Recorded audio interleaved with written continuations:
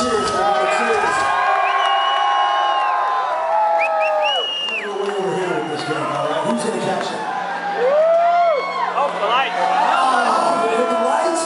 Damn it. We'll have to try that again. Redemption. Hands up, motherfuckers. Hands up.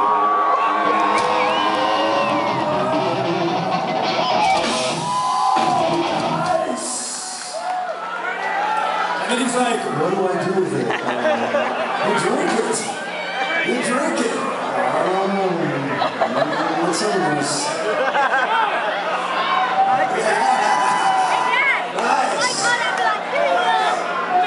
When we came here, we were talking about the last time that we played here. We were trying to remember, because it's been a while, man. It's been a while since we've been to Spokane. And the last time we were here was in February of 2008. And you fuckers were just as drunk and just as loud. Maybe a little bit more drunk tonight. And maybe a little bit more loud.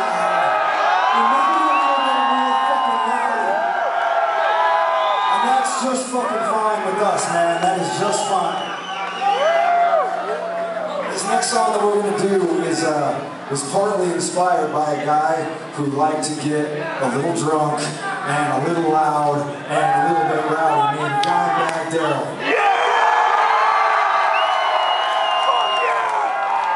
We had the opportunity to tour with Dimebag twice back on the Fest with them, and we did a headline tour with them where they headlined and we supported them. And that motherfucker, I know you've heard all the stories, right? And you're probably like, man, that shit can't be fucking true. It's fucking true. The dude was a fucking machine when it came to consuming alcoholic beverages.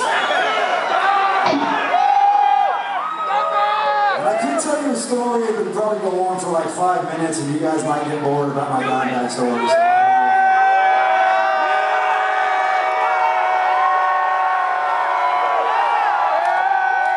So we're on the tour, and the biggest show of the whole tour is in Detroit, Michigan.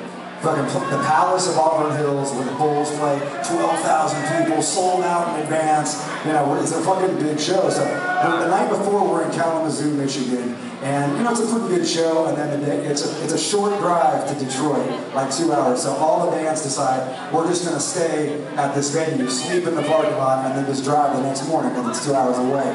So cue massive party because it's like, fuck, we're just gonna sit here, let's drink. So Dimebag's running around and he's got 2 gallons of Crown and his guitar has 2 liters of Coke, and they're just walking up behind people, just grabbing them in the back of the head, going, just getting attacked all over, a fucking alcohol attack. And so this goes on for hours and hours. I got a bunch of fireworks and M80s. I'm blowing up garbage cans. It's a fun night. So, but it's an important show, and like at this point in my life, I was like, this is too. I can't get drunk. I don't want to be hungover. The show's too big. So I'm out of here at 2 o'clock. I go to bed. And as I go to bed, I see they're still partying. So I wake up at 6 in the morning. And it's still dark out, and I go to take a piss, and as I walk by the bathroom in my bus, I just glance out the window, and I see these 3 shadows, like, under the lights, like the lone partiers, the last people up, and it's this dude standing on top of a Volkswagen Bug, and he's naked except for his tidy whities, and his Chuck Taylors, and he's sitting there going like this on a Volkswagen Bug. Just doing backflips on the fucking rooftop of this Volkswagen Bug. And the 2 people around him are like, and it goes on for like 3 minutes. It's like a scene out of a Quentin Tarantino movie. It just goes on and on and on. And you're like, holy shit, like, what am I watching here? So I take a piss, I'm like, fuck, man. So I get up. The next day we're going into the fucking, we're going to the show. And as I'm coming out of my bus, Dimebag's coming out of his bus. And I sit there and I'm like, hey brother, what's going on? And he just sits there and he looks at me, he kind of crocks his one eye. Now this is the show, 12,000 people.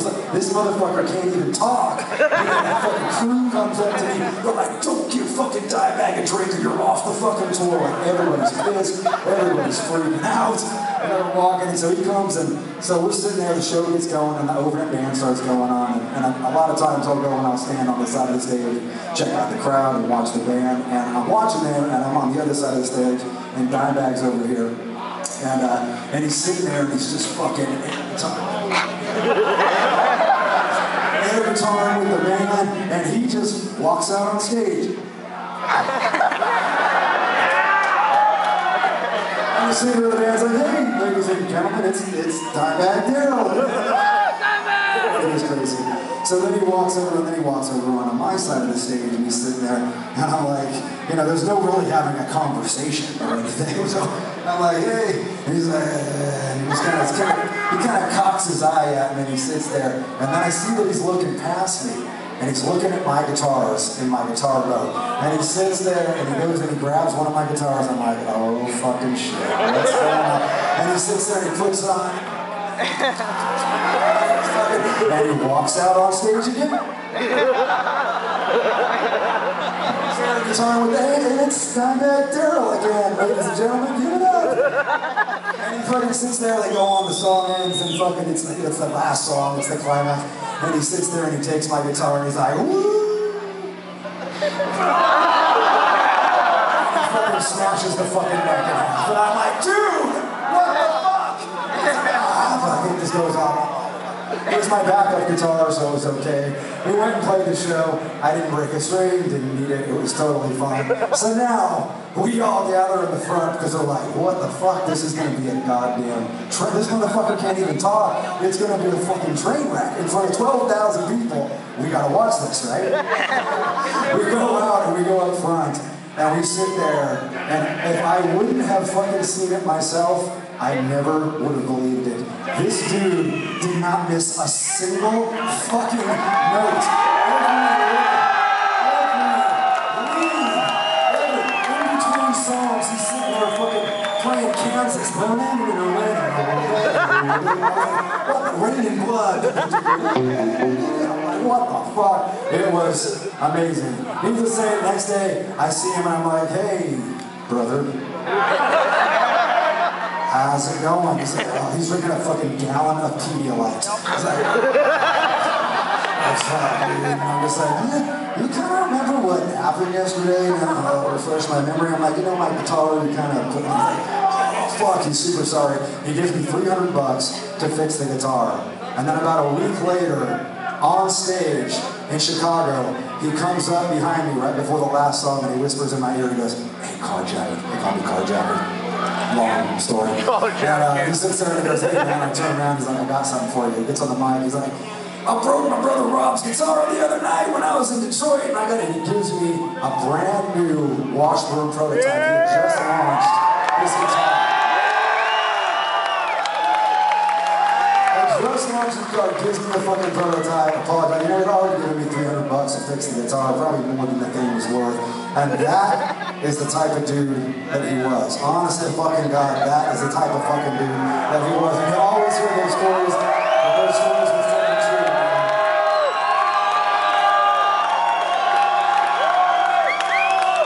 So when we read this article that came out 6 days after Dimebag was murdered called Aesthetics of Hate, Good Riddance, we were fucking livid. So for our brother, for every fucking person in this room,